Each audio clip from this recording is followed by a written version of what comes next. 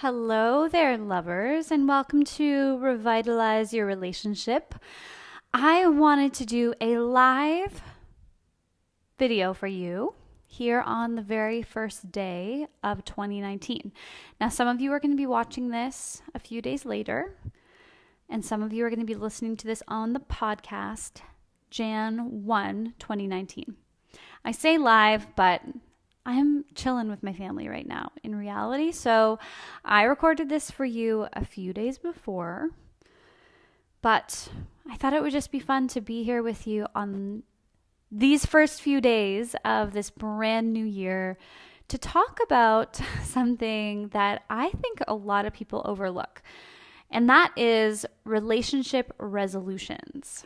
Now, I am not a big resolution person because I find that most of the time we make a resolution with like nothing to back it up. So we make up resolutions like, this year I'm going to get in shape. This year I'm going to stop eating sugar. This year I'm going to cut down on my drinking. I'm going to run a marathon. Like, people often will try to delete a habit from their life or add in a new habit that is often very big and ambitious.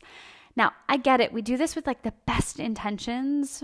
It's usually something to do with our well-being, and I think that that's incredible. But as we know, most people do not succeed at making resolutions. So maybe it would be better for us to actually call this your relationship goals. And I think it's really interesting that while most people will come up with big business goals for the year, they'll come up with some health and well-being goals, I don't know very many people who actually come up with a relationship goal for the new year, which to me I think is crazy, because you can have all of the business success in the world, you can be really healthy, and you should be, you should put your self-care first and foremost in your life. All of that is great. But if you don't also feel like your relationship is thriving at the level of your business and the level of your health and well-being, then it's going to be a disaster. So if you are married and you've been feeling like your relationship is a little bit stale, or you're in a long-term relationship, you don't have to be married. But if you're in that space and you feel like the last few years, your satisfaction level, your feelings of love and warm fuzzies towards the other person have really diminished, or they've disappeared altogether, then maybe 2019 is the year for you. And the goal that we're going to work on today is going to be your relationship goal.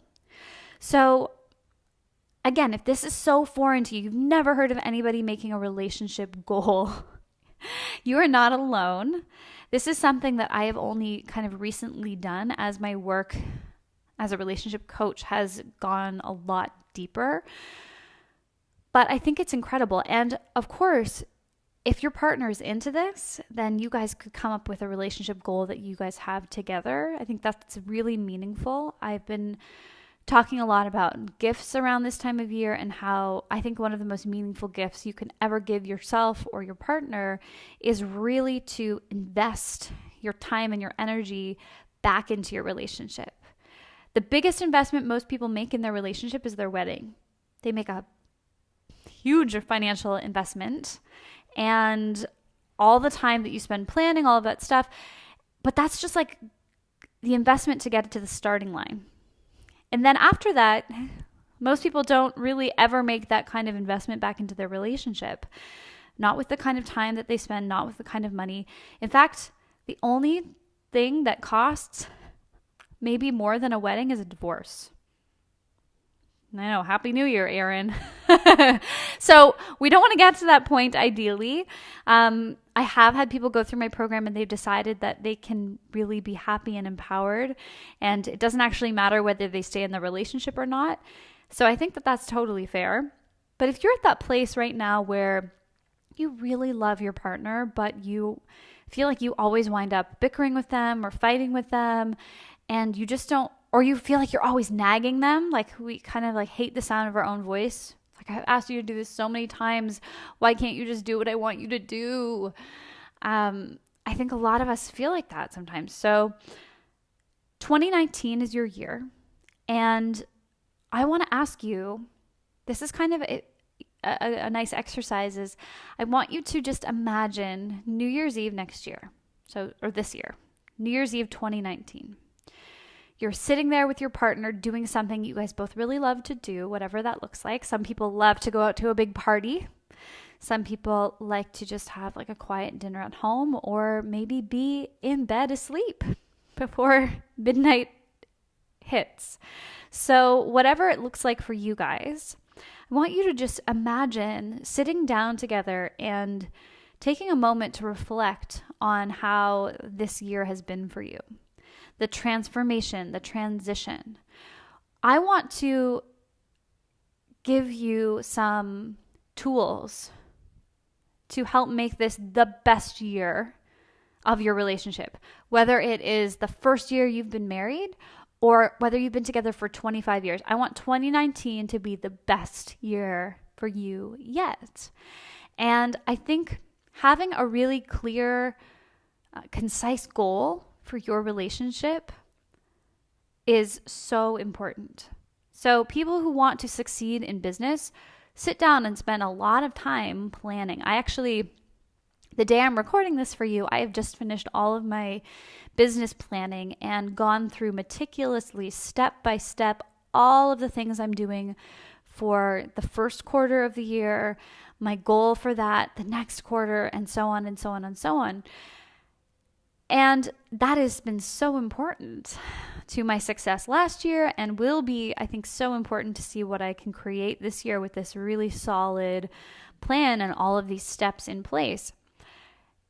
And where I think we get into trouble with our relationships is people don't ever consider giving their marriages that kind of time. So maybe your relationship goal this year is to stop fighting.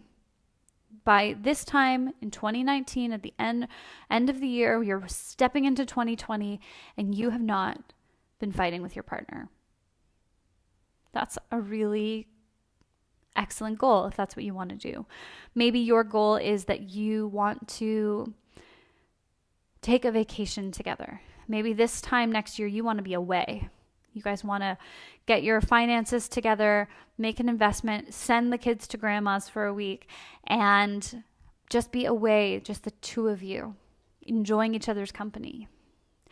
Maybe your goal this year is to find a hobby or something that you guys can do together that's fun. You know, if you're like most couples, so much of the time we actually spend together, it often involves like planning and preparing things. If you have children, it's like my husband and I have like weekly meetings where we come together with our calendar and we sit and we figure it out. I want to say that that's really important, but that is not quality time. So that is not the same as going to dinner and having deep conversations.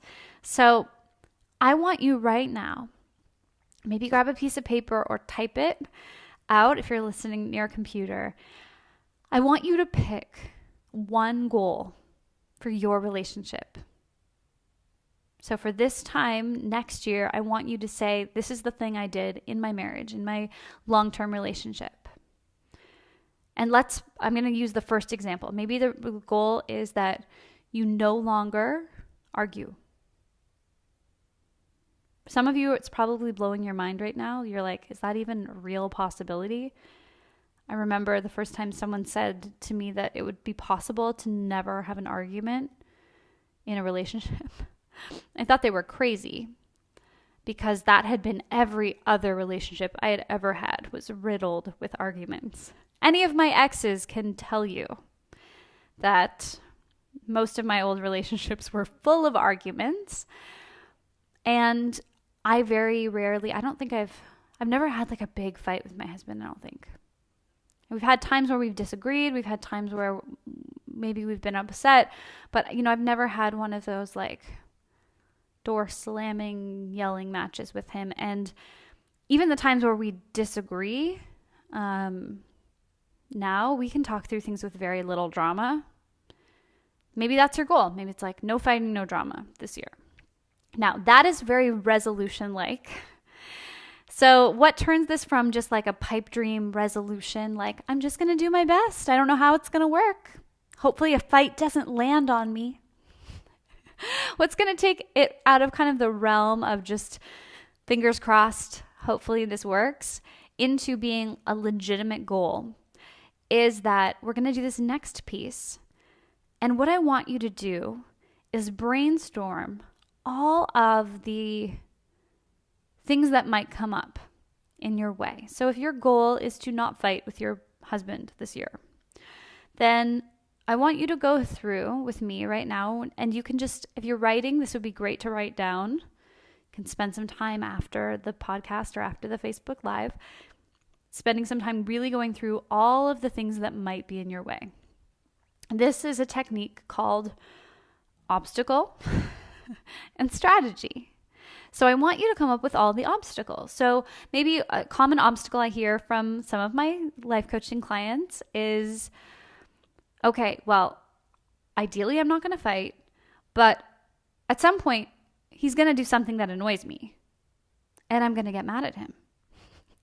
So the obstacle is that you will feel annoyed.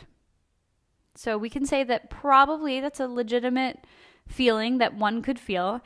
Let's say feeling annoyed is an obstacle. When I feel annoyed, what do you do? What do you do when you feel annoyed? You snip at him. You yell at him. You look for more reasons to be annoyed. You just watch your brain.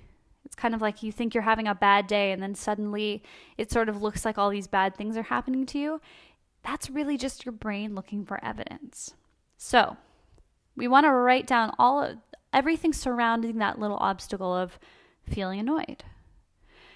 And then what I want you to brainstorm for that is a strategy. So what is the thing you can do when you feel annoyed? What is a new thought you can think when you feel annoyed that will deal with that feeling without having it lead to the result you don't want, which is the fighting? So if you don't want to fight, and feeling annoyed is one barrier to that, then what can you do? Next time you feel annoyed, maybe you feel annoyed and you decide you're going to take a minute, you're going to acknowledge that you're feeling annoyed and step out of the situation and do some self-coaching. You're going to remember that everything I've been teaching you so far is that feelings don't just happen to you. They're always precipitated by a thought.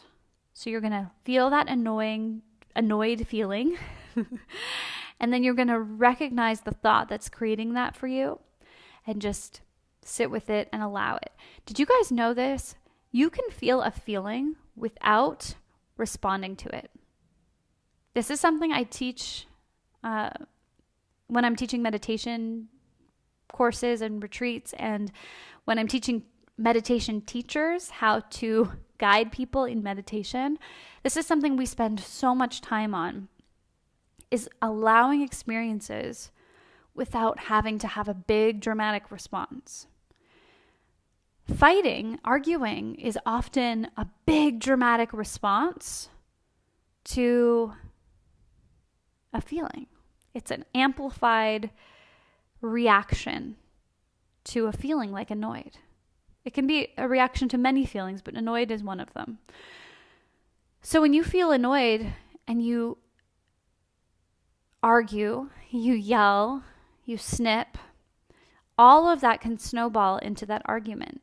But if you keep in mind that there's always a thought behind it, what you can do is you can take the energy you would use fighting and arguing and outwardly expressing your annoyed feeling. You can take that and put that right back onto doing your thought work and figuring out the thought beneath it. Now, in my free mini course, I talk about how to uncover some of the deeper things, but almost always a fight is a result of a whole list of expectations that you have for the other person that they are not meeting. How rude of them. Can you imagine? They don't want to just do everything that you want them to do. Isn't that annoying? That is really the heart of most arguments. So when you can start to look at your expectations, this might be another obstacle. Maybe the obstacle is you want them to change and they won't. And then you fight. So maybe the strategy for that issue, that obstacle, is that you spend some time figuring out what your expectations are and working through meeting your own expectations for yourself, all the desires that you have in your relationship. Find out which of those you can actually just meet your own desires and work on that. And then let go of trying to control. Let go of trying to control their behavior. Let go of trying to control their actions. Maybe your strategy for having all of these expectations that are unmet is to reevaluate them. So I have created a mini course with a workbook that actually takes you through that as an exercise. So maybe your strategy is doing that mini course. Do the mini course, go through the exercise, figure that out, uncover it, and then see if you can let some of that go. So you're going to go through all of your obstacles, all of the obstacles that you foresee over the next year to meeting your goal. And then you're going to come up with some strategies. So what are the new thoughts you need to think? What are some of the ways that you can break that old pattern for yourself? How can you step out of the negative feelings that turn into you responding in a way that initiates a fight? All of that kind of stuff. And you want to just go through this. You want to go through this whole process. Once you have done that, you are going to be further along in achieving your goal than 90% of the people out there who even think to set a goal for their relationship. Now, sometimes our goals are going to be actions. They're going to be something like, my goal this year is to have a date night every single week. And if that's you, it's not enough to just say that. You actually have to plan that out. So this is the point in the process where I would get out your calendar and put this shit on your calendar just the same way you would any other business appointment. I just went through this process I was telling you with some of my stuff, and I'm like in there planning things into March, into May. I'm planning workshops that I haven't even figured out how it's going to work. I haven't figured out the venue. I haven't figured out all of these things. I'm not worried about the details right now. I want to give myself the deadlines. I want to give myself the time, and then I work backwards from there. And that's what you should do too. So if your goal is 52 date nights, put them on the calendar. If you're ideally you have an online calendar, invite your partner. Say, hey, surprise, for 2019, we are going on 52 dates. So I would love to work with you on this. Here's all of my invitations for you. Put it on the calendar, figure that out, and then work backwards. So what do you need to do to make those 52 dates happen? If you have kids, you need a babysitter. If you want to do something that's structured, like a class or a course, plan that in there. Make sure you talk to each other. Maybe you give them the responsibility to come up with half of the ideas. You say, hey, why don't you plan every other week and I'll plan this week? And then give yourselves a backup plan. So rather than making date night something that's stressful and just something on your to-do list, say, if you don't come up with anything, let's have our date night just be really simple. Like, we're going to go to this restaurant. If we haven't come up with a different plan, we just go to the same restaurant if we don't have a plan that week. So you're not putting pressure or stress. It should be fun. And then you guys have this whole super awesome plan together. So these are just a couple of ideas. But I think your marriage, your relationship deserves the investment of your time and energy to really plan out what you want to achieve in the next year together. I think that for many of us, we're so externally focused and striving for our business goals, striving for our personal achievement goals that sometimes we looking after our kids and their goals, that we sometimes forget that you made a commitment to this person. They made a commitment to you. And if you feel like your relationship is a little stale or it's falling apart completely, I want to really stress that nothing is happening to you. Nothing is happening to your relationship. When something falls apart, it's the product, it's the result of tiny daily decisions. It's the result of, like, when the weeds grow in a relationship, it's not like they just appeared out of nowhere. It's because somebody stopped tending the garden. And while you can't force your partner to do any of it, we've tried a million times to change their behavior, and what happens, how that turns out. But if you just look to yourself, you find out the ways maybe that you haven't been showing up as the kind of partner that you want to be, and then you start to make those changes for you doing that work, even if it is just you, can transform your marriage.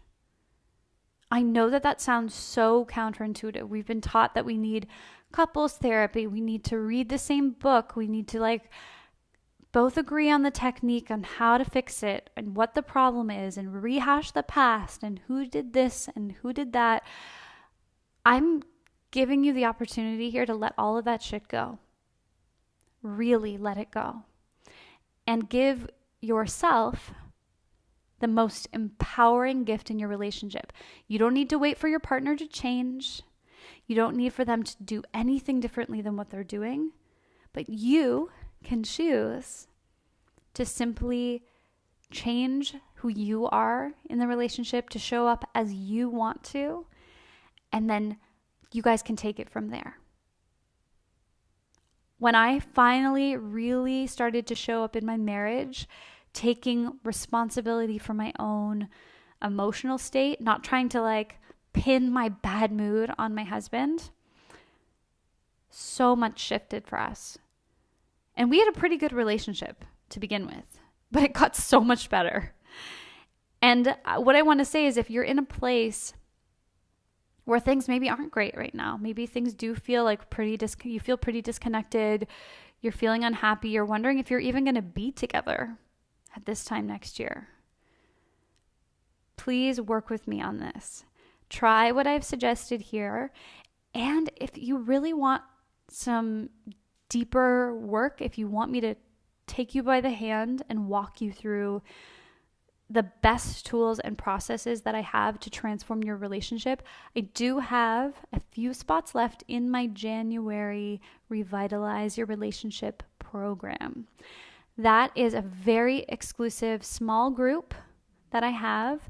And for this week only, I've actually opened up some VIP spots. And that means you can work with me one-on-one, or if your partner's interested, they can come into the session too. And we can really take this stuff to the next level so that you will be sipping whatever you like to sip New Year's Eve this coming year, 2019, with your partner in a completely different place than where you're at right now. Start with this today. I would love to hear from you. Feel free to reach out to me. If you're listening to this as a podcast, I have a link in the show notes to that free mini course and to my group coaching program. And if you're watching this on Facebook Live, just click the link or send me a message and get all the details for the next month from me. All right. Happy planning your relationship goals 2019, the best year yet. I will talk to you soon. Have a beautiful week and a beautiful relationship. Take care.